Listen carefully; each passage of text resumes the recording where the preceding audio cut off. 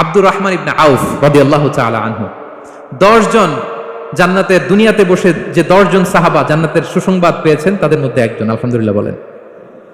Abdur Rahman ibn Auf রাদিয়াল্লাহু তাআলা আনহু প্রথম 8 জন মক্কায় যারা কালিমা পড়ে মুসলমান হয়েছে তাদের একজন। তার স্ট্যাটাসটাকে জেনে নেন। তো তিনি যখন মক্কা থেকে হিজরত করে মদিনায় গেলেন, মনে রাখবেন মক্কা থেকে যে সাহাবার বাড়ি ঘর ছেড়ে হিজরত করেছে তাদেরকে বলে মহাজির, মানে হিজরতকারী সাহাবা। আর মদিনাতে যে সমস্ত সাহাবারা তাদেরকে রিসিভ করেছেন তাদেরকে বলে আল আনসার, মানে সাহায্যকারী সাহাবা।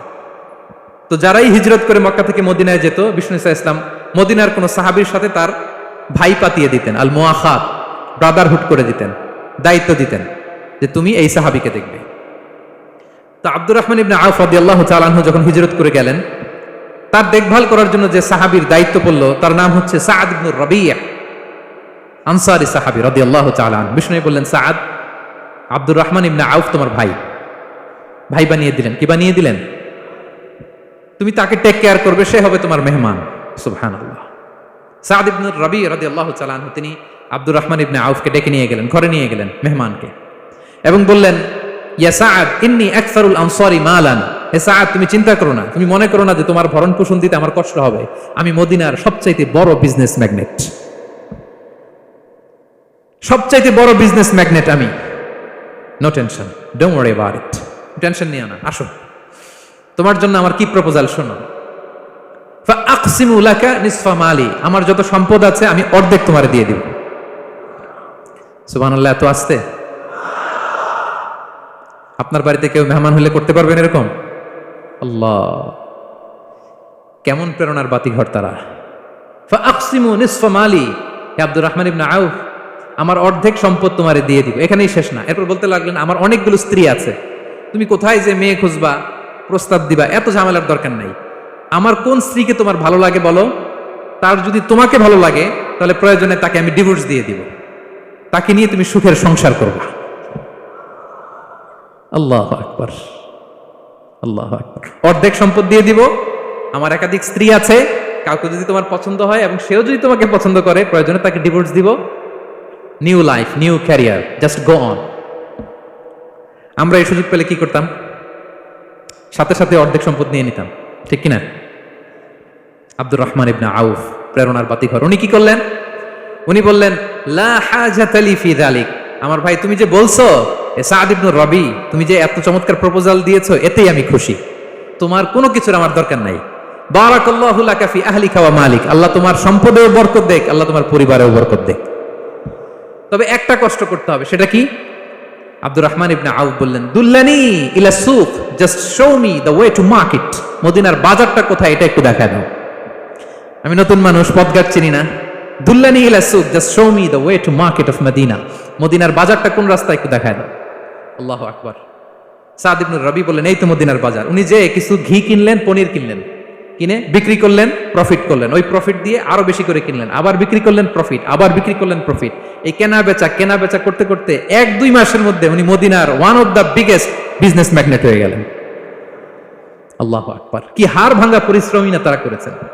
একেবারে রেডি ক্যারিয়ার ছিল, গেলাম সবচেয়ে বড় বিজনেসম্যানের অর্ধেক সম্পত্তি পেয়ে গেলাম। He didn't accept the ready career, rather he made his own path with his own Endeavour.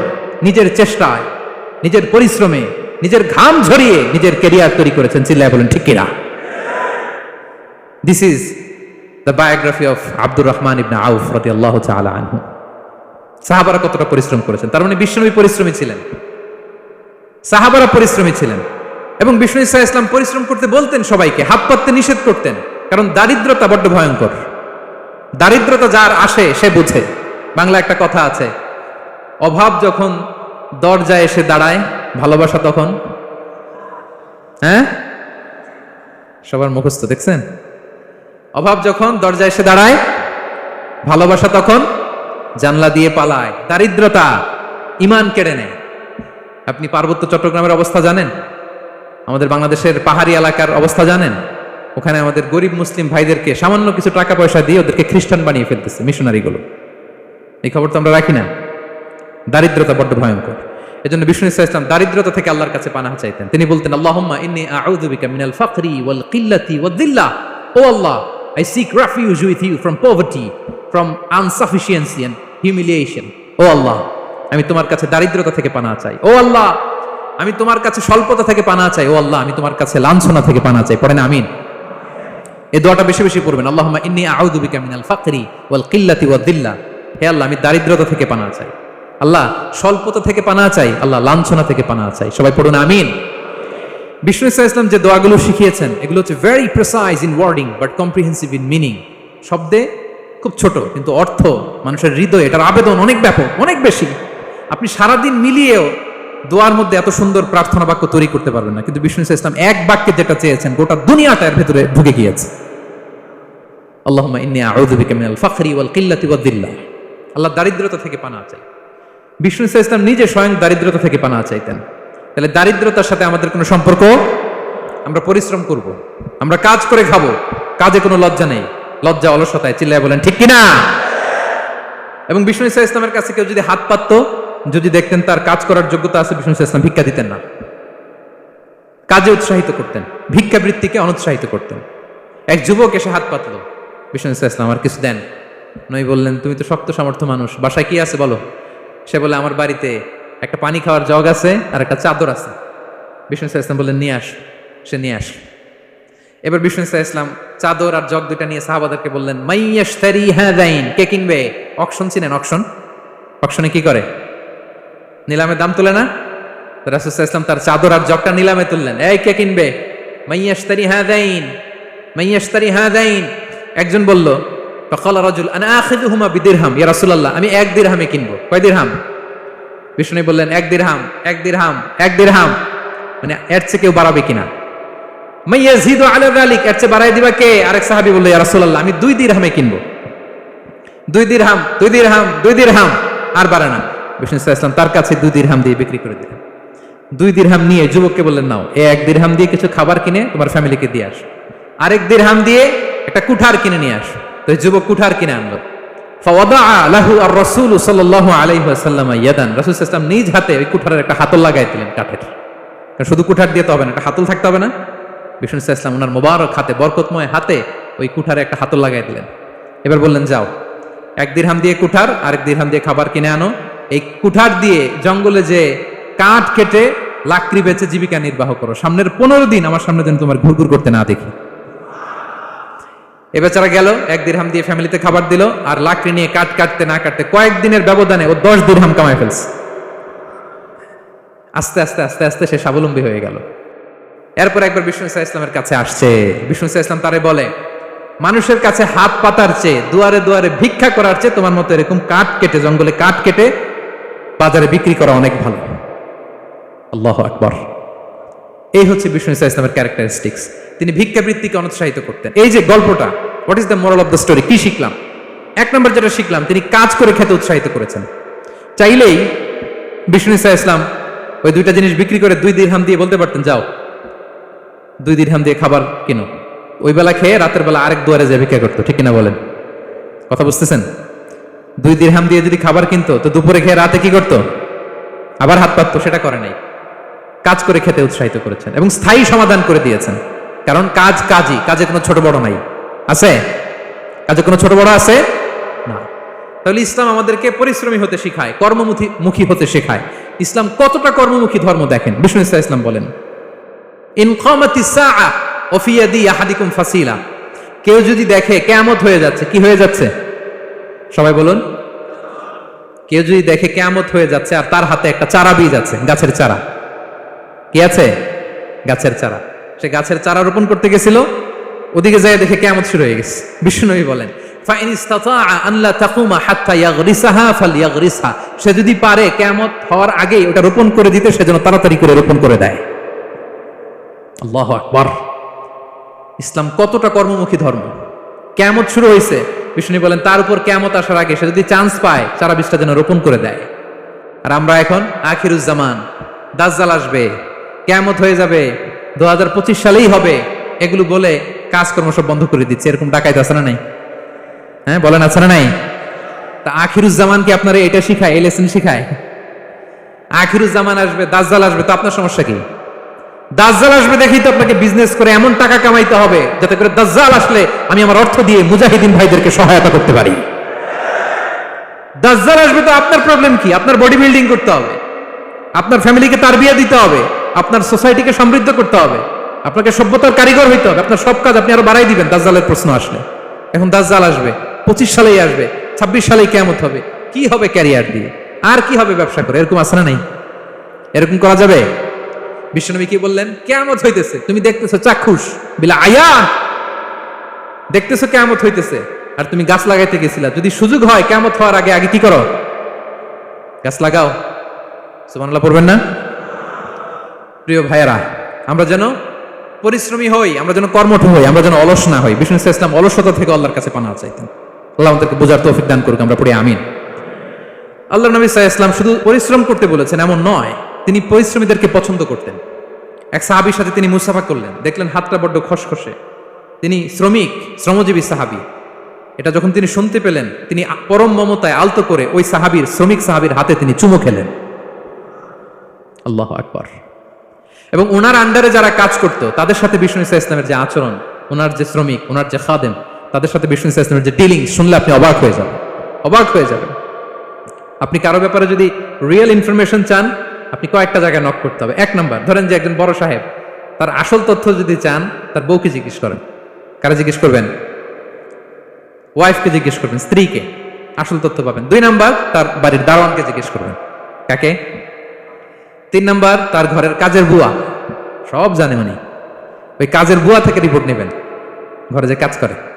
4 number, তার ড্রাইভার, দারোয়ান, কাজের বুয়া, ওয়াইফ, এদের কাছ থেকে যদি আপনি জিজ্ঞেস করেন, ফলের বিড়াল বেরিয়ে আসবে। ঠিক কিনা বলেন? তো আসেন বিষ্ণু ইসলামের যে খাদেম, কর্মচারী, তারা একটু জিজ্ঞেস করি বিষ্ণু ইসলামের আচরণ কেমন ছিল। বিষ্ণু ইসলামের খাদেমের নাম হচ্ছে আনাস রাদিয়াল্লাহু আনহু। আলহামদুলিল্লাহ, খাদিমুর রাসূলিল্লাহ, বিষ্ণু ইসলামের খাদেম। আসেন ওনাকে জিজ্ঞেস করি যে বিষ্ণু ইসলামের আচরণ কেমন ছিল। আনাস রাদিয়াল্লাহু তাআলা আনহু বলেন, খাদিমতুন নাবিয়্যা 10 সিনিন, আমি বিষ্ণু ইসলামের 10 বছর খেদমত করেছি, 1-2 বছর না, 10 বছর বিষ্ণু ইসলামের খেদমতে আমি নিয়োজিত ছিলাম। ফামা ক্বালা লি লিমা সানা'তা ওয়ালা লিমা লা সানা'তা, 10 বছরের মধ্যে একদিনও কখনো বলে না, এ আনাস এটা কেন করলা, এ আনাস এমনটা কেন হলো, এটা কেন করলা না, একদিনের জন্য বলে নাই। কেন এটা করছো, কেন এটা করো নাই, এরকম কোনো প্রশ্ন আমাকে কোনোদিন করে নাই। সুবহানাল্লাহ। আনাস রাদিয়াল্লাহু তাআলা কি ভুল করেন নাই? করছেন। ছোট মানুষ তো, একেবারে ছোট বাচ্চা ছিলেন। ওনার আম্মা যখন আনাস রাদিয়াল্লাহু তাআলাকে নিয়ে আসছে, বিষ্ণু ইসলাম মক্কা থেকে হিজরত করে মদিনায় আসলেন, সবাই বিশ্বনবীকে ঘিরে ধরলো, সবাই বিশ্বনবীকে সালাম দেয়, মুসাফা করে, হাদিয়া দেয়। আনাসের মা চোখের পানি ছাড়ে, বিশ্বনবীর কাছে লজ্জায় এসে বলে, ইয়া রাসূলুল্লাহ, সবাই আপনাকে উপহার দেয়, সবাই আপনাকে হাদিয়া দেয়, আমি আপনারে কি হাদিয়া দেব? হাদিয়া দেওয়ার মতো কিছু নাই আমার এই কলিজার টুকরা আনাস ছাড়া, আমি আনাসকেই আপনারে হাদিয়া দিয়ে দিলাম। ইয়াখদুমুকা ইয়া রাসূলুল্লাহ, হে নবী, আনাস আপনার খেদমত করবে, আপনার অজুর পানি এনে দিবে, আপনার মেসওয়াকটা এনে দিবে, আপনার জুব্বাটা এনে দিবে। আমি আমার কলিজার টুকরা, আমার নাড় ছেঁড়া ধন আনাসকেই আপনারে উপহার দিয়ে দিলাম। আনাস রাদিয়াল্লাহু তাআলা বিষ্ণু ইসলামের সাথে থাকতেন, অজুর পানি এনে দিতেন, জামা এনে দিতেন। বিষ্ণু বললেন, আনাস আমার ওই জুব্বাটা নিয়ে আসো। ছোট্ট আনাস জুব্বা আনতে যে মদিনার বাচ্চারা খেলতেছে, আমাদের দেশে যে খেলে, কুতকুত খেলে, চারা খেলে, এইটা খেলে, সেইটা খেলে, ওই খেলাধুলা দেখে নবীর জামা আনার কথা উনি ভুলে গেলেন, বাচ্চাদের সাথে দাঁড়িয়ে খেলা দেখতে আরম্ভ করলেন। এখন সময় গড়িয়ে অনেক হয়ে গেল, আনাসও আসে না, জুব্বাও আসে না। ঘটনা কি? বিষ্ণু ইসলাম বললেন, যাই নিজের জামা নিজে নিয়ে আসি। তো বের হলেন, যে দেখে সর্বনাশ, আনাসকে পাঠাইছি জুব্বা আনতে, আনাস দেখি এদিকে খেলার মধ্যে মগ্ন হয়ে আছে। বিষ্ণু ইসলাম কিছুই বললেন না, চুপ করে যে উনিও আনাসের পিছনে এভাবে দাঁড়িয়ে রইলেন, কিছুই বলে না। তো আনাস খেলা একবার এদিকে দেখে, একবার ওদিকে দেখে, একবার এদিকে ঘুরতে ঘুরতে হঠাৎ দেখে পিছনে কে?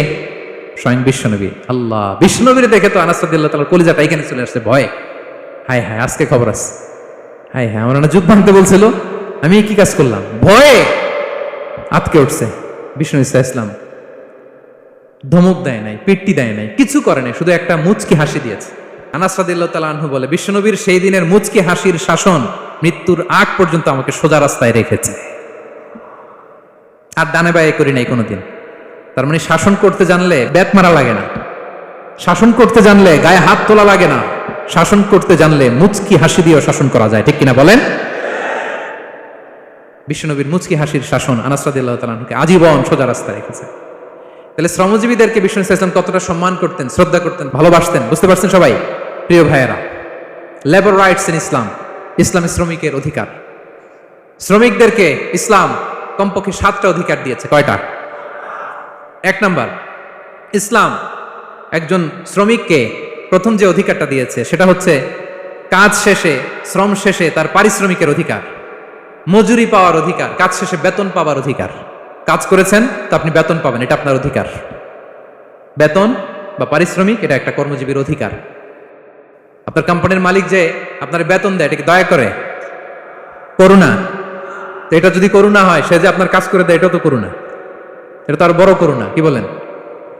আপনি যে স্যালারি পে করেন, এটা যদি করুণা হয়, সে যে পরিশ্রম করে, সে তো আরো বড় করুণা করে আপনারে। তার কারণে তো আপনার কোম্পানি টিকে আছে, ঠিক কিনা বলেন? তাহলে এটা করুণা নয়, এটা শ্রমিকের অধিকার।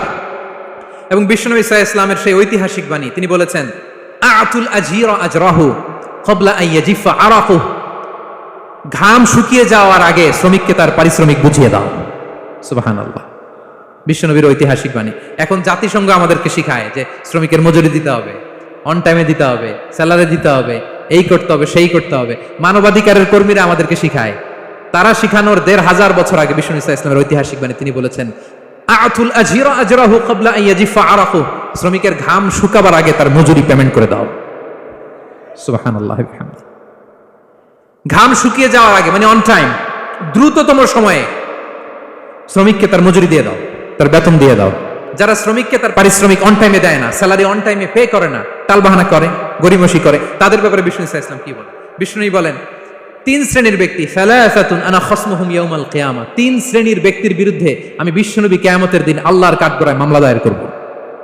আমি বিশ্বনবী 3 শ্রেণীর ব্যক্তির বিরুদ্ধে আমি বিশ্বনবী আল্লাহর সুপ্রিম কোর্টের কাঠগড়ায় মামলা দায়ের করব। এর মধ্যে 1 শ্রেণীর ব্যক্তি হচ্ছে রাজুলুন ইস্তাআজারা আজিরান ফাস্তাওফা মিনহু ওয়া লাম ইউতিহি আজরা। কোন ব্যক্তি যে শ্রমিক নিয়োগ দেওয়ার পরে তার কাছ থেকে কাজ বুঝে নিয়েছে, কিন্তু তাকে তার প্রাপ্য বুঝিয়ে দেয়নি। এরকম ডাকাত আমাদের সমাজে আছে না নাই? কাজ ঠিকই বুঝে নিচ্ছে, কিন্তু তার প্রাপ্যটা বুঝিয়ে দেয়। বিশ্বনবী বলেন, তার বিরুদ্ধে আমি মামলা দায়ের করব। প্রিয় ভাইরা, বুঝে থাকলে উত্তর দেন। বিশ্বনবী যার বিরুদ্ধে মামলা দায়ের করবে, তার জান্নাত তো একেবারে ডাইরেক্ট, তাই না? হ্যাঁ, সুন্দর বলছে একজন, তার কোনো জামিন নাই, ঠিক কিনা বলেন? বিশ্বনবী যার বিরুদ্ধে মামলা দায়ের করেছে, তার জান্নাতে যাওয়া তো দূর কি বাত, সে জান্নাতের ঘ্রাণও তার নাকে ঢুকবে না। চিল্লায় বলেন ঠিক কিনা? এই জন্য খবরদার, শ্রমিককে তার শ্রম নেওয়ার পরে তার পারিশ্রমিক দিয়ে দেন, তার ঘাম শুকিয়ে যাওয়ার আগে, মানে অন টাইম। এটা নিয়ে কোনো টালবাহানা করা যাবে তা না হলে বিশ্বনবী তার বিরুদ্ধে মামলা দায়ের করবে। তার মানে 1 নম্বর অধিকার বুঝে পাইছেন? আপনি যে কাজ করেন, কাজের বিনিময়ে যে পারিশ্রমিক পান, যে স্যালারি পান, এটা আপনার অধিকার। এটা করুণা নয়, এটা অনুকম্প নয়, এটা কোনো দয়া নয়, ইটস ইউর রাইট, এটা আপনার অধিকার। আওয়াজ করে বলুন তো, গলা ফুলিয়ে, এটা আপনার কি? 2 নাম্বার, একটা শ্রমিককে ইসলাম যে অধিকার দেয় সেটা হচ্ছে চুক্তি মাফিক সকল সুযোগ সুবিধা প্রাপ্তির অধিকার। অর্থাৎ একজন এমপ্লয়ার যখন তার এমপ্লয়িকে নিয়োগ করে, একটা এমপ্লয়মেন্ট কন্ট্রাক্ট থাকে না? এমপ্লয়মেন্ট কন্ট্রাক্ট বুঝেন তো? একটা চুক্তিপত্র থাকে, এখানে ফিক্স করা থাকে ওয়ার্কিং আওয়ার্স, কয় ঘন্টা আপনি কাজ করবেন, আপনার জব স্পেসিফিকেশন, কি করবেন কি করবেন না, আপনার স্যালারির ব্যাপারে থাকে, কত স্যালারি দিবে, কখন দিবে, আবার আপনি ওভার টাইম করলে এক্সট্রা পে করবে, আপনি রেগুলার কাজ করলে ঘন্টায় per hour 20 ringgit, overtime করলে 40 রিঙ্গিট। তারপর আপনি কখন ব্রেক নেবেন, একটা ব্রেক থাকে না, যে এই টাইমে একটা ব্রেক দিতে হবে, এগুলো মিউচুয়াল আন্ডারস্ট্যান্ডিং এ এমপ্লয়মেন্ট কন্ট্রাক্টে থাকে। আপনি হলিডে কখন করবেন, ছুটি থাকতে হবে, টানা 7 দিন কাজ করানো যাবে বলেন?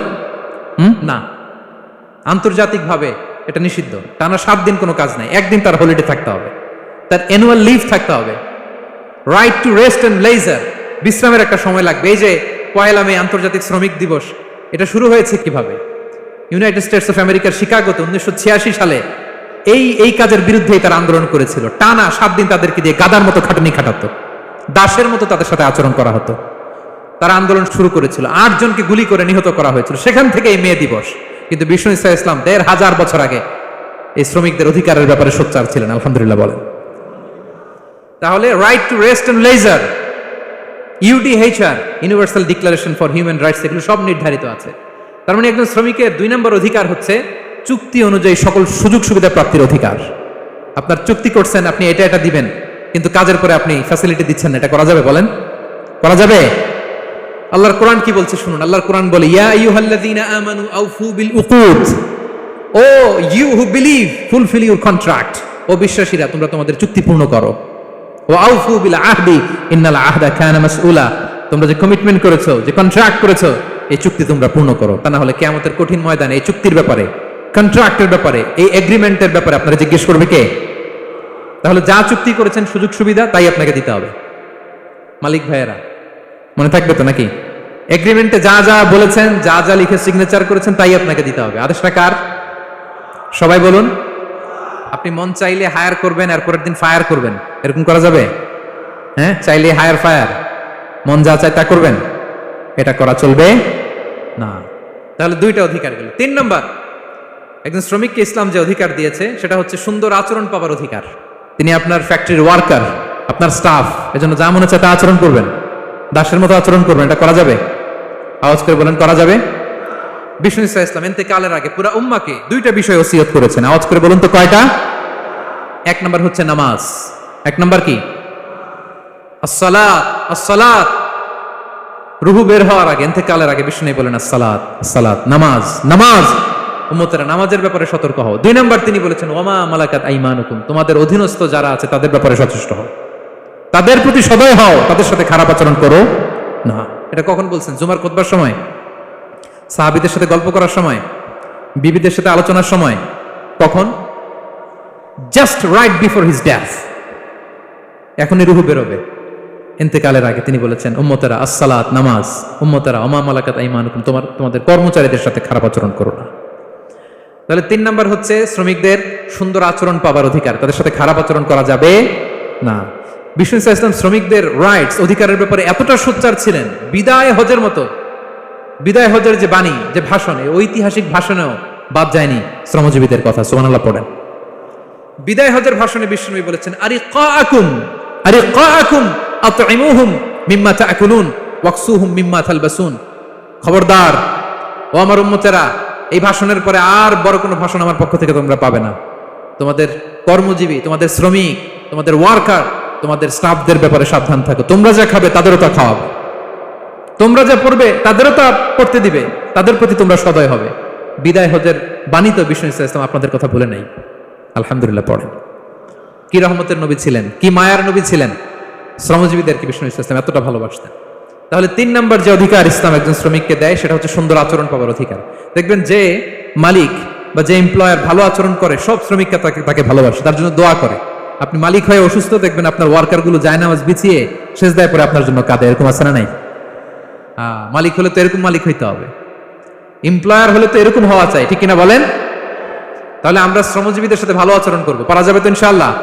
ইনশাআল্লাহ। 4 নাম্বার, কর্মক্ষেত্রে নিরাপত্তার অধিকার।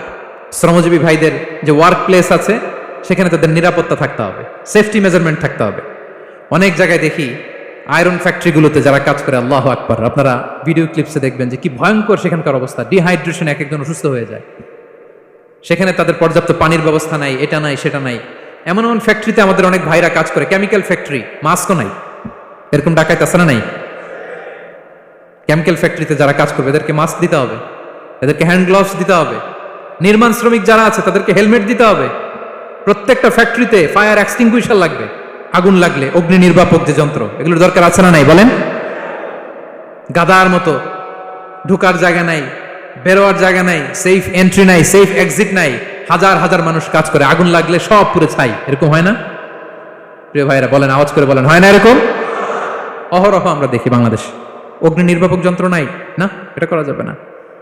আগুন লাগলে কিভাবে আপনি আগুন নেভাবেন, কিভাবে তাদের সেফটি সিকিউরিটি এনশিওর করবেন, এগুলো সব আগে থেকে নির্ধারণ থাকতে হবে। তাহলে 4 নম্বর হচ্ছে নিরাপত্তা, অ্যাজ এ এমপ্লয়ার, এটা আপনাকে এনশিওর করতে হবে। 5 নম্বরে সাধ্যের বাইরে কোনো কাজে বাধ্য না করার অধিকার। সাধ্যের বাইরে কিছু আপনি তার উপর চাপিয়ে দিতে পারবেন, এমন হেভি ওয়ার্কলোড দিতে পারবেন না যেটা তার শরীরে কুলায় না। এরকম ডাকাইত আছে যে পারে না, তারপরে তার উপর কাজ চাপিয়ে দেয়, আছে না নাই বলেন? বলেন। ওয়ার্কারের স্বাস্থ্যহানি হয়, অঙ্গহানি হয়, এবং এমন ছোট ছোট বাচ্চাদের দিয়ে কাজ করায়, শিশু শ্রম, এটা তো আইনত দণ্ডনীয় অপরাধ। এটা করা যাবে না। এগ্রিমেন্টে, চুক্তিতে আপনি যা করাবেন, যেভাবে করাবেন, যা চান সার্ভিস, ওইটাই করাইতে হবে। এবং আল্লাহর বিধান এটা, লা ইউকাল্লিফুল্লাহু নাফসান ইল্লা উসআহা, আল্লাহ সাধ্যের বাইরে বান্দার উপরও কোনো কিছু চাপিয়ে দেয় না। এটা samely applicable to the worker. বিষ্ণু ইসলাম বলেন, ওয়ালা ইউকাল্লাফু মিনাল আমালি ইল্লা মা ইউতিক, সাধ্যের বাইরে কোনো ওয়ার্কারকে অতিরিক্ত কোনো কাজ চাপিয়ে দেয়া যাবে না। ফাইন কাল্লাফাহু, যদি তাকে সাধ্যের বাইরে কোনো কাজ চাপিয়ে দিতে হয়, মা ইয়াগলিবুহু, যেটা তার জন্য কষ্ট হয়ে যায়, ফাল ইউইনহু আলাই, এই কাজে তাকে সাহায্য করতে হবে। মালিক হয়ে আপনার হাত লাগাতে হবে, অথবা এক্সট্রা ম্যান পাওয়ার নিতে হবে, ওয়ার্কফোর্স নিতে হবে। সুবহানাল্লাহ পড়েন। বিশ্বনবী মনে হচ্ছে যেন বর্তমান যে এই যে হাজার হাজার ফ্যাক্টরি, এই কলকারখানা, এই ওয়ার্কারদের দুর্দশাগুলো দেখে দেখে পয়েন্টে পয়েন্টে ধরে ধরে কথা বলেছেন। আল্লাহু আকবার। যদি সাধ্যের বাইরে কিছু চাপিয়ে দিতে হয় তাহলে তাকে সহায়তা করতে হবে। তাহলে 5 নম্বর শ্রমিকের অধিকার হচ্ছে সাধ্যের বাইরে কোনো কাজে বাধ্য না করার অধিকার। আপনি বাধ্য করতে পারবেন না। কটা গেল? 5টা। মাশাআল্লাহ, খুব মনোযোগী শ্রোতা। 6 নম্বরে শ্রমিকের উপর আল্লাহ যা যা ফরজ করেছেন তা আদায়ের অধিকার দিতে হবে আপনাকে। সালাতের সময় হলে তাকে নামাজ পড়তে দিতে হবে। নন মুসলিম হলে এটা ভিন্ন ইস্যু। তখন আপনি চেষ্টা করবেন একটা মুসলিম কোম্পানিতে যাওয়ার, মুসলিম মালিকের আন্ডারে যাওয়ার, অথবা তাদেরকে সবাই মিলে অ্যাপ্লিকেশন করে বুঝাবেন যে সামান্য ফরজ নামাজটুকু পড়ার অনুমতি, পারমিশন আমরা চাই। কিন্তু কোনো মুসলিম এমপ্লয়ার নামাজের জন্য বাধা দিতে পারবে না। রমজান মাসে রোজা রাখা শ্রমিকের জন্য ফরজ না? অনুমতি দিতে হবে। নারী কর্মীদেরকে, যারা নারী কর্মী আছে তাদেরকে পর্দার অনুমতি দিতে হবে, হিজাবের অনুমতি দিতে হবে। মালিক তো দূরের কথা, আমাদের বাংলাদেশে অনেক বিশ্ববিদ্যালয়ের শিক্ষকরাই অনুমতি দেয় না। এরকম ডাকাত শিক্ষক আছে না নাই?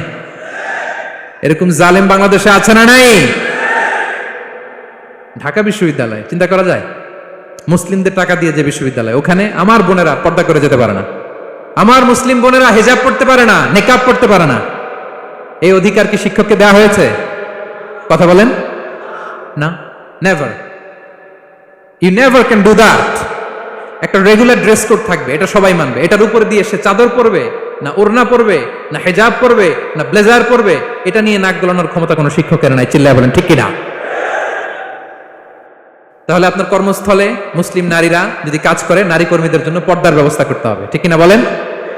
হালাল ফুড খাওয়ার ব্যবস্থা থাকতে হবে। ওয়াইন খাওয়ানো যাবে না, ড্রিঙ্কস করানো যাবে না, পর্ক খাওয়ানো যাবে না। ঠিক কিনা বলেন? আপনার কোম্পানিতে আপনার শ্রমিককে দাড়ি রাখতে চাইলে দাড়ি রাখার অনুমতি দিতে হবে। ঠিক কিনা বলেন? দাড়ি রাখা ওয়াজিব। দাড়ি রাখা কি?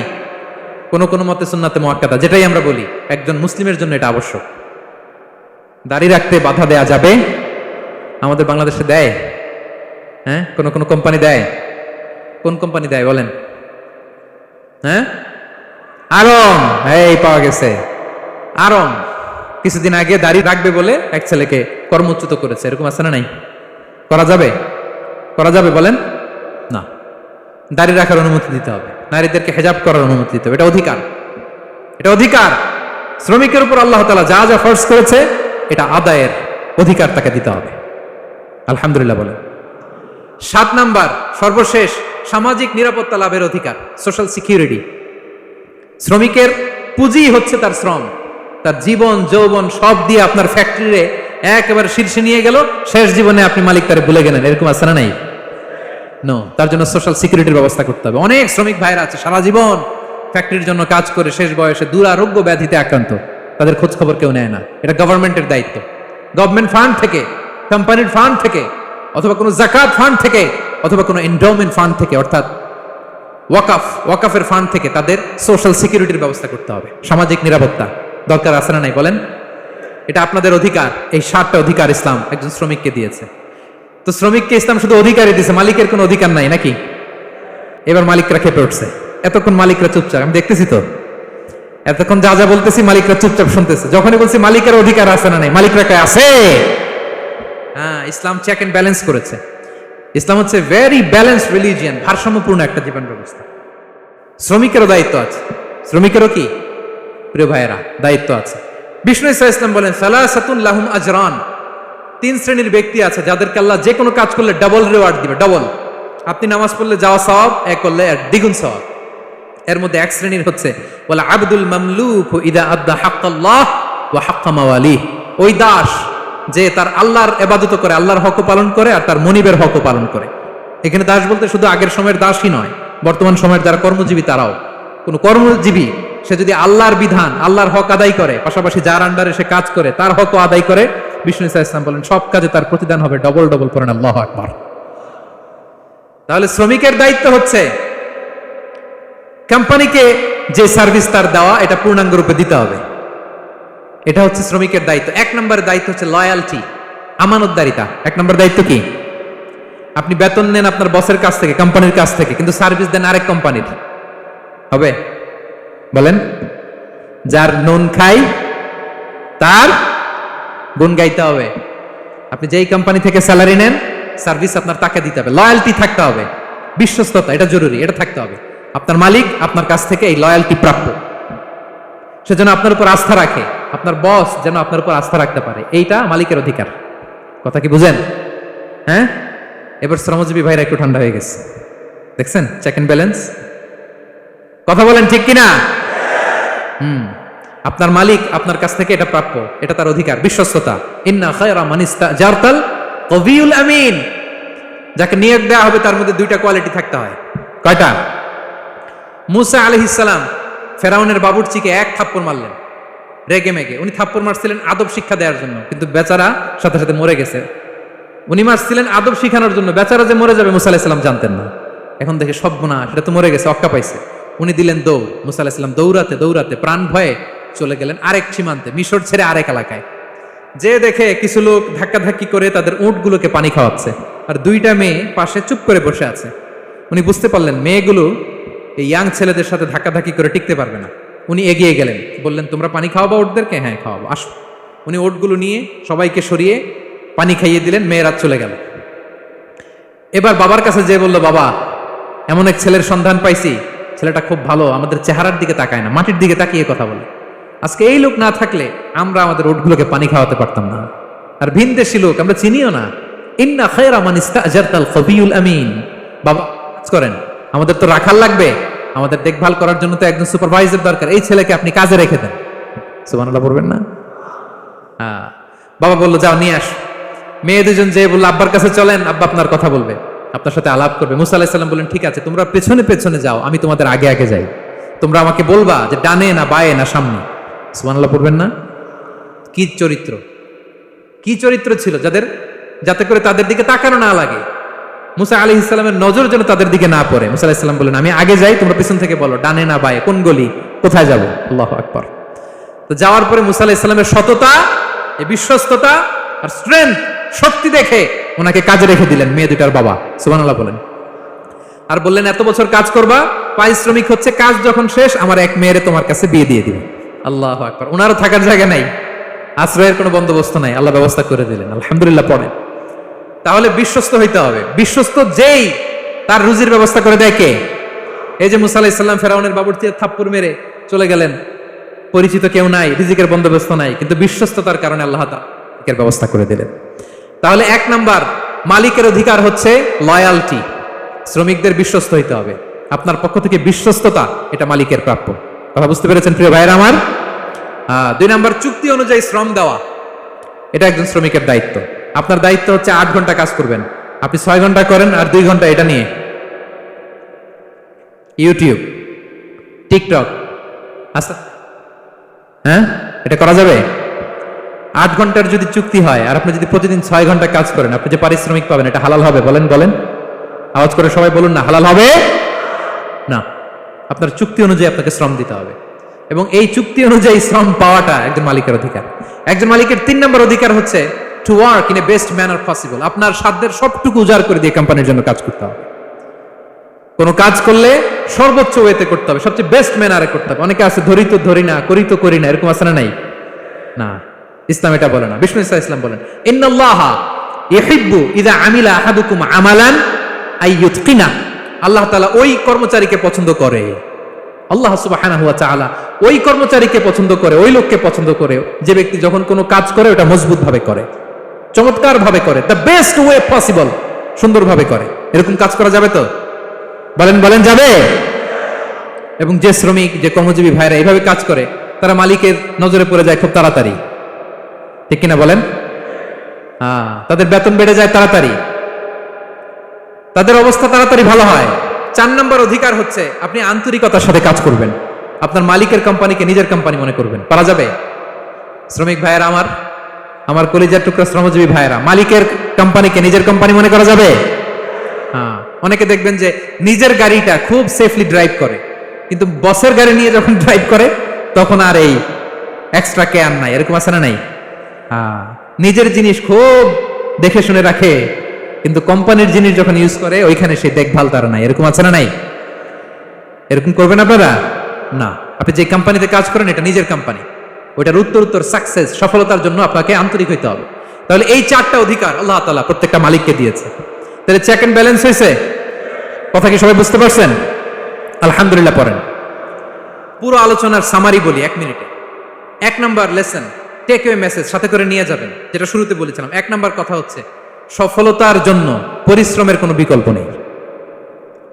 হাড় ভাঙা পরিশ্রম করতে হবে আমাদের ক্যারিয়ারের জন্য, আমাদের ব্যবসার জন্য, আমার চাকরির জন্য আমাদের হাড় ভাঙা পরিশ্রম করতে হবে। কারণ শ্রমে কোনো লজ্জা নেই, পরিশ্রমে কোনো লজ্জা নেই। ঠিক কিনা বলেন? লজ্জা কিসে? অলসতায়। আমরা অলস হব না, অকর্মণ্য হব না, হাত পাতবো না, আমরা পরিশ্রম করে খাবো। 2 নাম্বার কথা, নবীগণ এবং সাহাবাগণ অত্যন্ত পরিশ্রমী ছিলেন, কর্মঠ ছিলেন, তারা আমাদের আইকন। আমরাও পরিশ্রমী হব।